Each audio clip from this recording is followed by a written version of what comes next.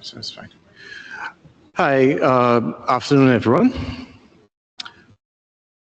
I have a hard time to beat, seeing as everybody just had lunch. So if I do see some sleepy persons, I know it's not me, and hopefully it was the lunch. For those who are not familiar with who I am, my name is Obikia Gellineau. I am the security consultant with Fujitsu Caribbean. And today I will be, the innovation track I'll be doing is on, all right, good. The API attack surface, securing invisible gateways. Sorry, just give me a second here. I just need to confirm, because I actually have a demonstration for today as well. Right, okay, good. So for our agenda today, we will be looking at a couple of aspects as it relates to APIs and the attack surface, as well as remediating or mitigating API risks. So we'll be covering what is an API, growth of API threats. We'll actually have an API attack demonstration. We'll look at approaches to API security, and then to wrap up everything, we will look at some key takeaways. So what is an API? So as it comes to definitions of an API, there are several across the board, but usually I tend to try and take a standardized type definition. Here I have one from ISACA. And it reads, application programming interface, or API, is a set of routines, protocols, and tools referred to as building blocks based in business application software development. What that basically means is that you are looking at an interface where there is an exchange of data and information between two applications, right? It defines how these applications interact with each other and how they function with each other, and that's the purpose of an API. And there are different types of protocols as it relates to API. You have representational state transfer, or REST. You have GraphQL. You have Simple Object Access Protocol, or SOAP. Google Remote Procedure Call, or gRPC. And then last but not least, you have WebSockets.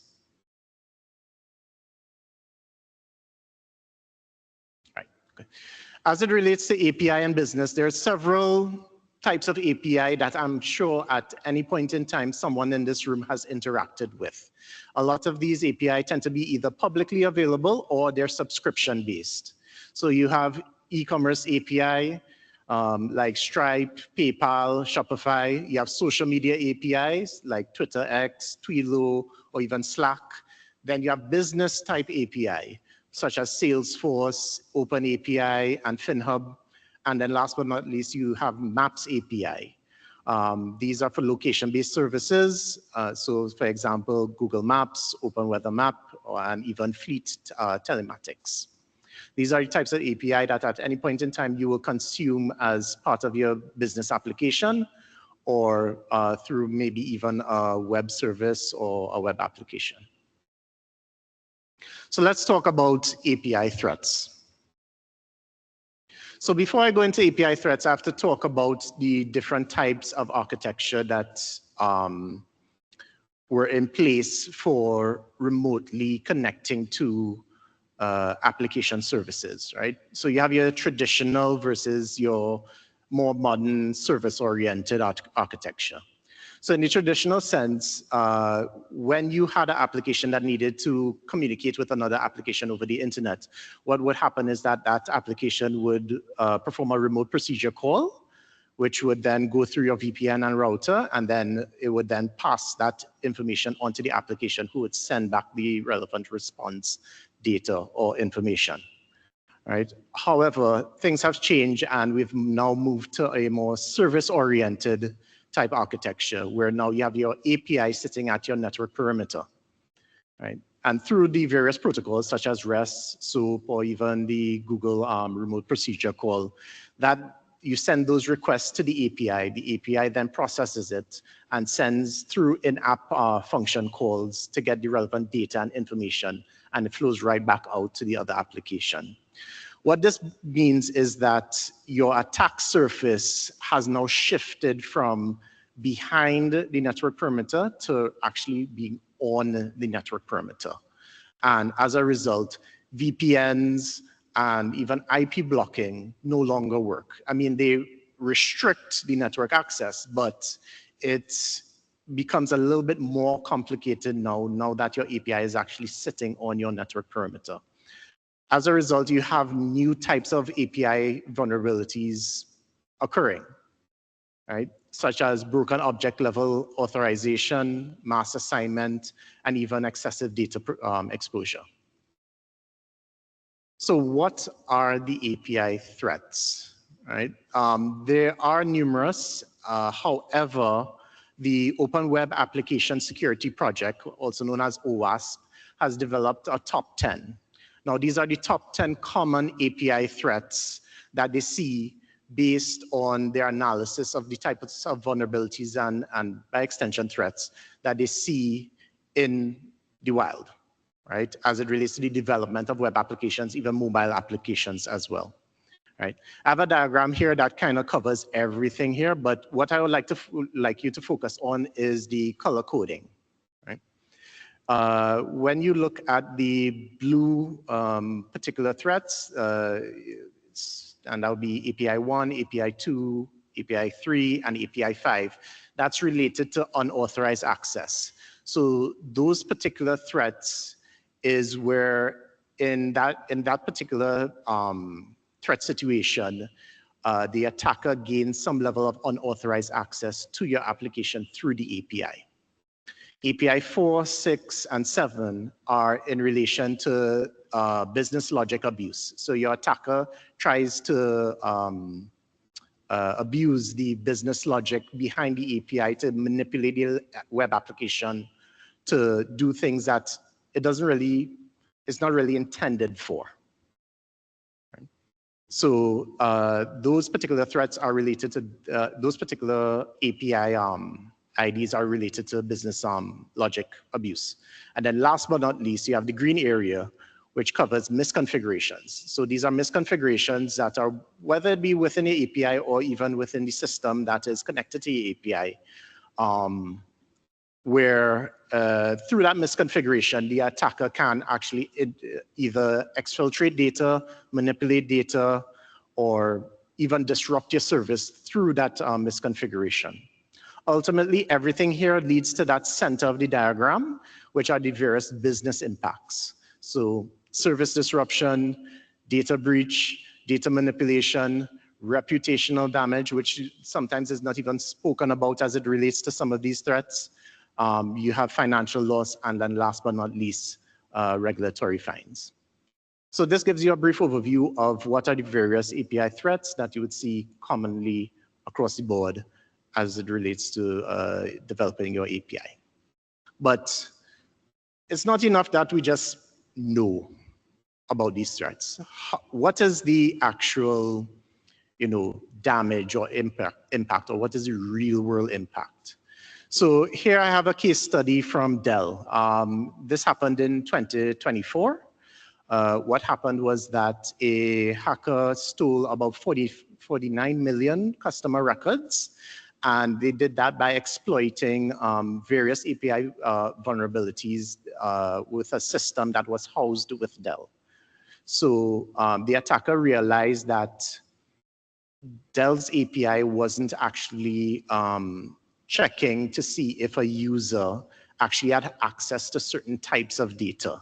So in other words, it was allowing any user to see other customers' information through the API, as well as it didn't stop rate limits. So in other words, that attacker was able to brute force service tags. And by brute forcing those service tags, that hacker was able to obtain a full database of 49 million customer records. Dell was only able to fix the issue as well as inform customers of the actual data breach 3 weeks after it happened. So it took them a very long time to not only detect, but fix the issue. As a result, Dell may face fines up to 3.5 billion, I believe that's billion US dollars. And this is through the Ireland Data Protection Commission, and they follow GDPR. Right. The investigation is still ongoing right now. We don't know if they will actually be charged 4% of their gross annual revenue, which is the 3.5 billion, right? But it's a potential loss to that company, and it can also be a potential loss to you.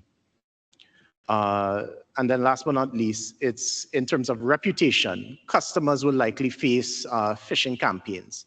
So if you have a customer now whose information has gone to attackers now, they're likely to get more phishing campaigns, more scams hitting them because of this particular data breach. So you see why understanding and having knowledge of these API attacks is important to you as well as your business, because it does have a real world impact. It does affect your business. It does affect your revenue. Deal. I see your hand up, but could we hold the questions till after? Just put a pin on it, thanks. So I'll be taking questions after. All right, so let's go into our demonstration here. Hold on. Keep on pressing the wrong button. All right, so I actually have a vulnerable RESTful API web application here that I will demonstrate. It's usually used to highlight the OWASP top 10 vulnerabilities as it relates to API. The attacking machine is going to be Kali Linux. It's a popular distribution that's used by offensive security professionals for testing. And the two attacks that I'm going to demonstrate here this evening is one is an unauthorized password change, and then the next one is a privilege escalation. So I'll just ask to just switch over. Thank you.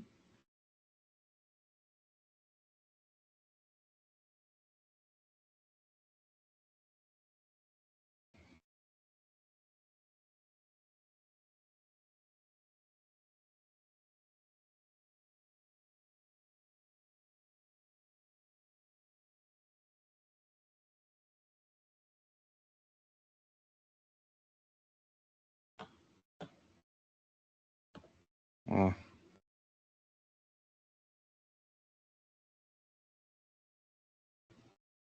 All right, there we go.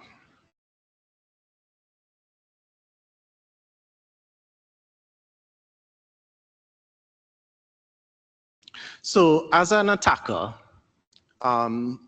if an API is publicly accessible from the internet and I'm able to identify it, the first thing I do is I try to run a scan and I enumerate to see what I can see from the internet. So up here on my screen, I actually ran a scan against the web application to kind of see what I'm seeing in terms of paths.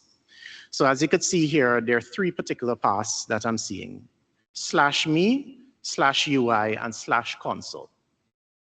What this basically means is that if I was to, just pull this up, right. So if I was to go into the web application, we'll go UI. As you can see from this, I'm now seeing the entire documentation of your API.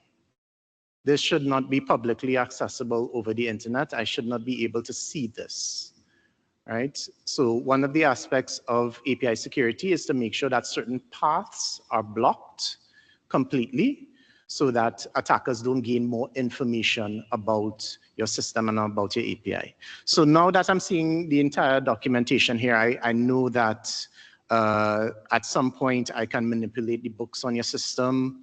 You could ignore DB for now, but in particular, I'm seeing a list here in terms of the ways in which I can manipulate your user accounts, because everything here under users shows me different things such as the ability to retrieve the current login user, to see all users, to retrieve all the details of users.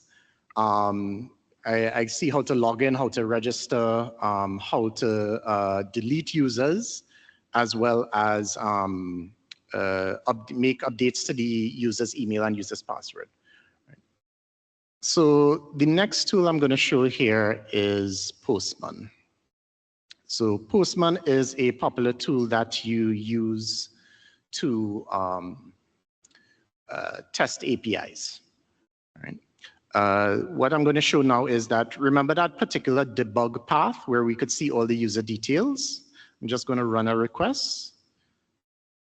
Okay, and then you could see from here, I'm able to see all the details for the particular user. Unfortunately, I'm also able to see everybody's password, right? So in other words, this in itself is another vulnerability within the system. I'm not supposed to be able to see this. And paths like these within your API should be blocked or should be removed if that particular API web application is going into live, right, or into your production environment. So currently right now I'm logged in as Alice, right? My password is pass1. Right? I'm going to just change this password here.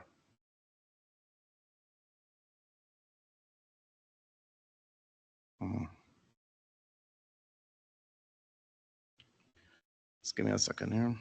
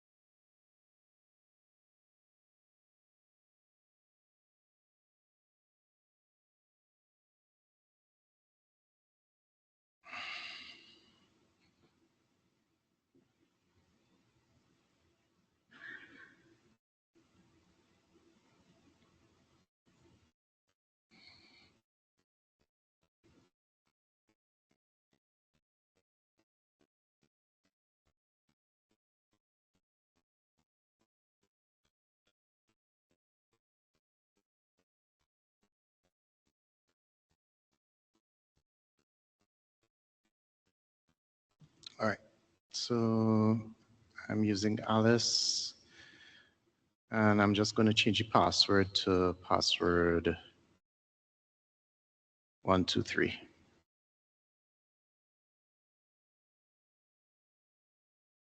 Right. Another mistake that we see here is that when we are successful with changing the password, we get a 204.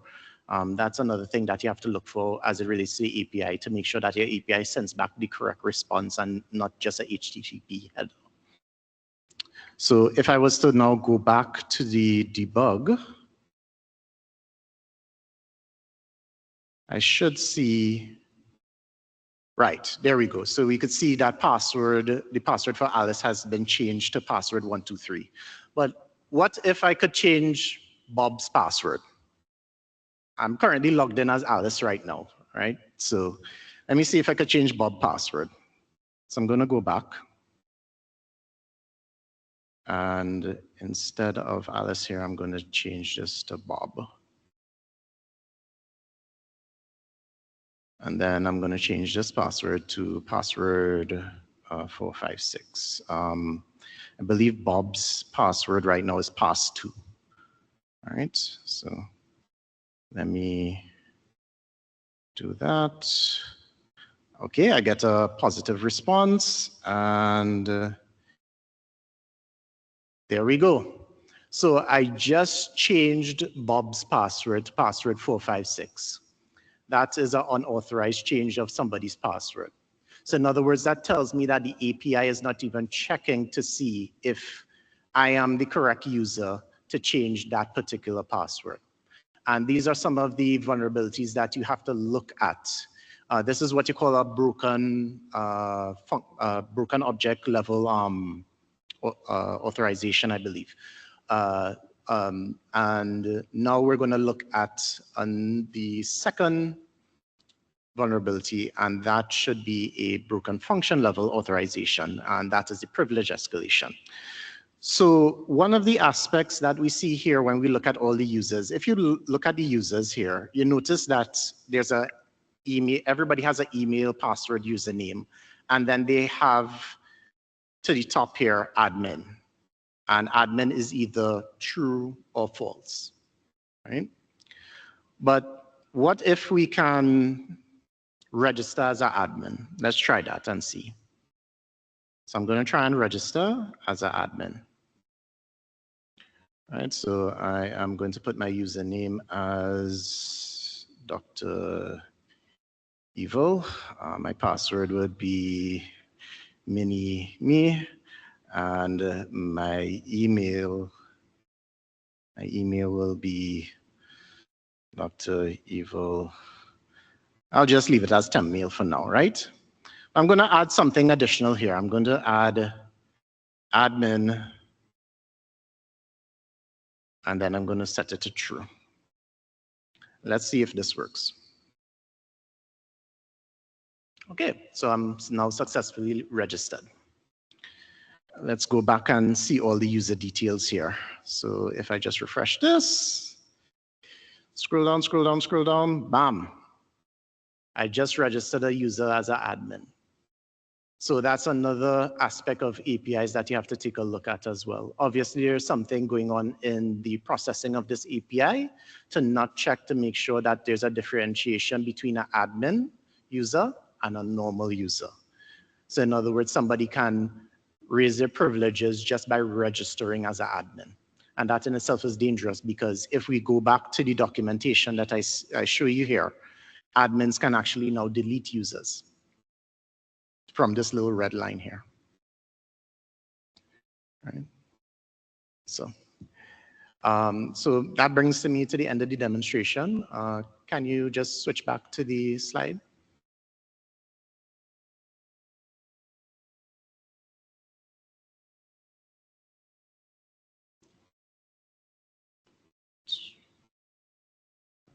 Right.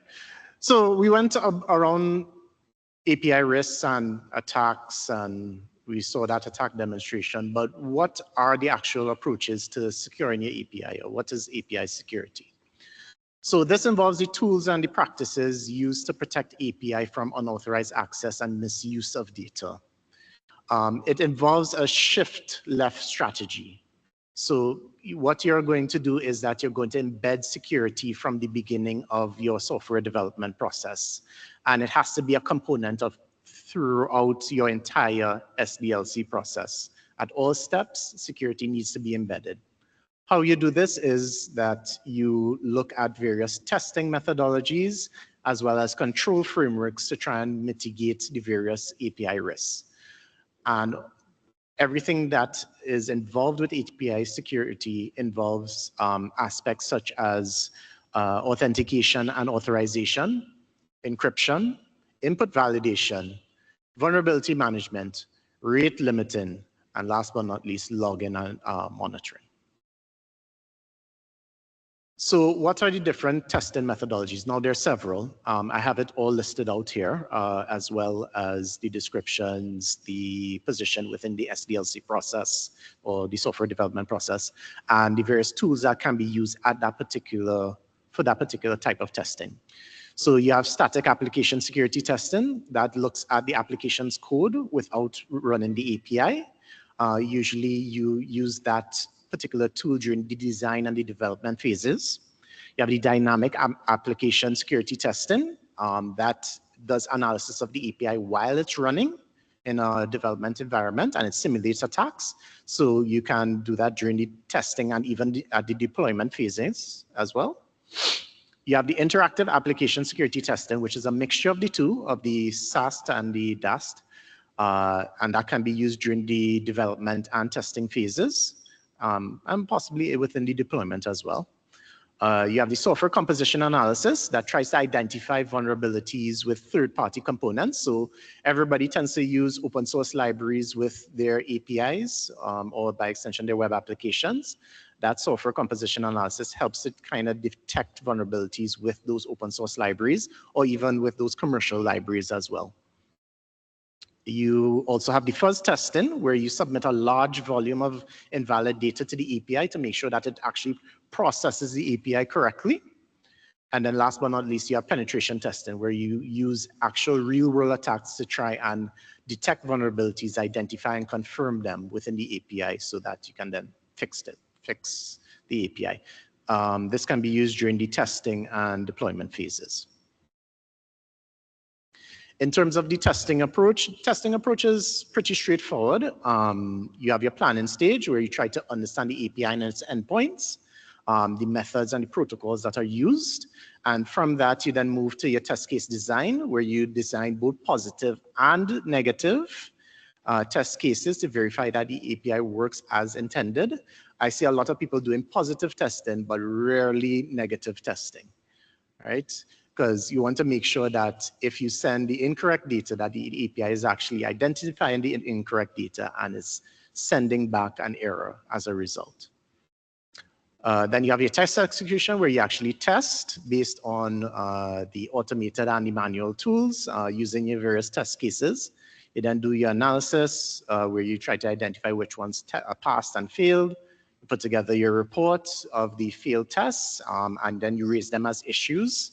And then last but not least, you have your regression testing, where you go through your test cases again after everything has been fixed from delivering the test report from the initial test. And that's your basic testing approach for APIs. So the last part I want to cover of this section is security control frameworks. Frameworks are extremely important when it comes to your whole software development process and securing that software development process. It offers that blueprint into securing every aspect of your particular application. It also serves as a benchmark or even a checklist for developers, security testers, and auditors. So auditors can use this as well as a way of determining whether or not your APIs are working as intended. Now, there are two particular control frameworks that I wish I identify that are used regularly with API testing. The first one is OWASP Application Security Verification Standard, and then the other one is OWASP Mobile Application Security Verification Standard. One works with web applications, and the other one works specifically with mobile applications, but there are components within them that look at APIs and ensure that APIs are properly processing and exchanging data with your web application as intended. As you can see, for example, as it relates to the application security verification standard, for the threat of API 1, it's addressed through the ASVS v4 controls, right? So everything for that particular threat falls under those particular controls for that standard. And then for the mobile security application security verification standard, API 1 to 5 are addressed by MASVS auth controls. So both standards can be used to secure your APIs and secure the process in developing those APIs as well. So let's talk about key takeaways. This will be my last slide for this presentation. Afterwards, I will take questions. Right. So in terms of traditional security measures, these are no longer adequate to protect your data that is accessible through APIs. There are different ways in which you could kind of determine whether or not your existing security measures actually protect the APIs. You can take a look at your process through like a cybersecurity assessment. You can take a look at your infrastructure through an infrastructure security assessment. You can even do a vulnerability assessment. Those are some of the ways in which you can look at your security measures to determine whether or not your API is being adequately protected. Strong authentication and authorization mechanisms prevent dangerous API threats and ensures users are explicitly permitted to access data. As we saw before, through that attack demonstration, I was able to raise my privileges to admin. I was able to change somebody's passwords. All of those things are authentication and authorization mechanisms that need to be properly processed and properly determined or at the beginning of your software development process before you reach to the end and you end up giving everybody admin privileges through a security vulnerability. Obviously, this can be tested through like penetration testing services and even vulnerability assessment as well. Integrating security practices early in the SDLC process is more effective and less costly to fix vulnerabilities found later. As you can see, through having that shift left strategy, we're able to cover the entire process from start to finish. And ultimately, the more you go towards the finish line, because you put security at the forefront, you end up with a very secure product or a very secure API. And then last but not least, adopting a structured multi-layer approach to security testing, including frameworks such as the mobile application security verification standard and the application verification standard validates your API security. So it's not enough just to test, but to implement those frameworks inside your software development process so that you protect your API from start to finish. So I'd like to thank you again. If you do need to contact us, you can scan that QR code. Also, my details are in the slide there as well. If you need to have a discussion with me afterwards, I will now be fielding questions from the audience. Dale, since you had your hand up from early. Sure. Thank you.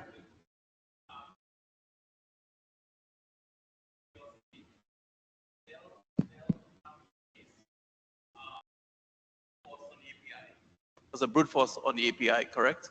And my question was the service tags that were brute force.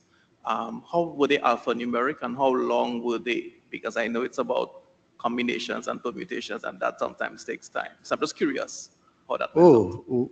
So I'm not too familiar with the length, but I do know they're alphanumeric. So what he would have done was he would have used a script and he would have gone through the entire alphabet through a rotation of letters and numbers. And eventually, for example, you saw the scan that I did. Yes. He would have done the same thing as well. And whatever came back with a valid response, he would have known, this is a valid service tag. And then he would have used that to try and identify the customer related to that service tag, as well as their orders as well. Yeah, I'm just trying to understand how long it probably took. Anyway, that's fine. Second question, if I may. We all know that it's best practice to not store sensitive information in the root folder of your web application, right? Passwords, etc., database connections, etc. And you should put it somewhere outside of the web root, which is fine, and that makes perfect sense. But I've always been curious, if you were to do that, say put credentials in a PHP script, for example, how easy is it really for an attacker to get the source code to your PHP script to the web root? So most of the times attackers are able to get the source code to your HTTP server is because of a misconfiguration on the web server. So if you're running IIS or Apache or Nginx, it could be something as you are allowing for directory services as part of that web server. So through enumerating, and there are different types of attacks, which I won't go too much into, but by sending certain responses to that server, it's going to send back a particular result. And through that result, you could then see every PHP file, even maybe get passwords if they're stored in that particular directory. So it's a web server configuration thing. Yeah, also as well, permissions. So ensuring that you have the right permissions on that folder. You don't want to have permissions on that folder where that user can also access other folders on that server, because what will end up happening is that the attacker will then say, oh, wait, I could search beyond this folder, and then they will start roaming through your entire file directory. Right. So that's another thing that you have to look at. Got you. Thanks, Obikia. And final question. we all know best practice is to not do security yourself, right? Offload it to Microsoft, Google, whatever security provider is the best practice, OAuth, etc. Right? But for those of us who choose to do it ourselves, bad idea. With respect to sending OTPs to and your mobile phone.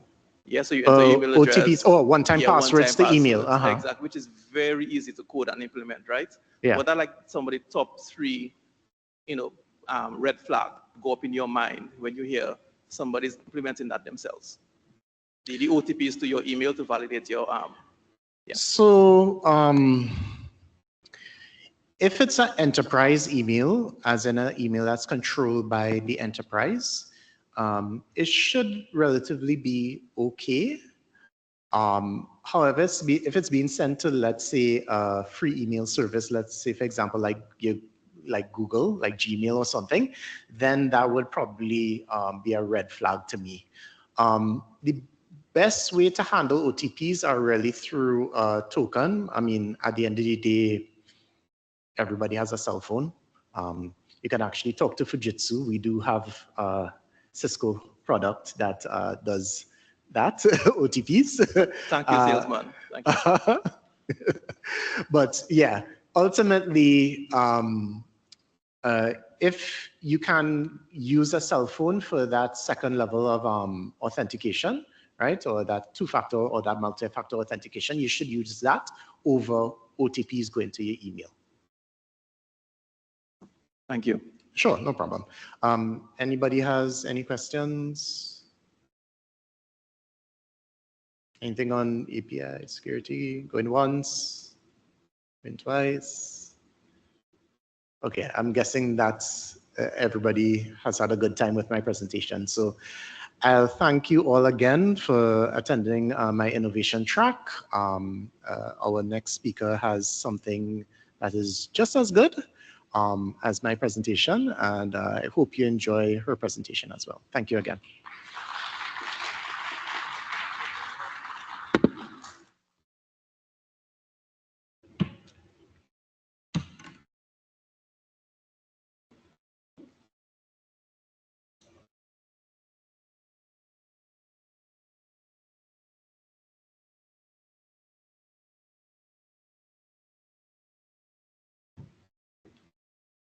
Good evening. Well, good afternoon, everyone.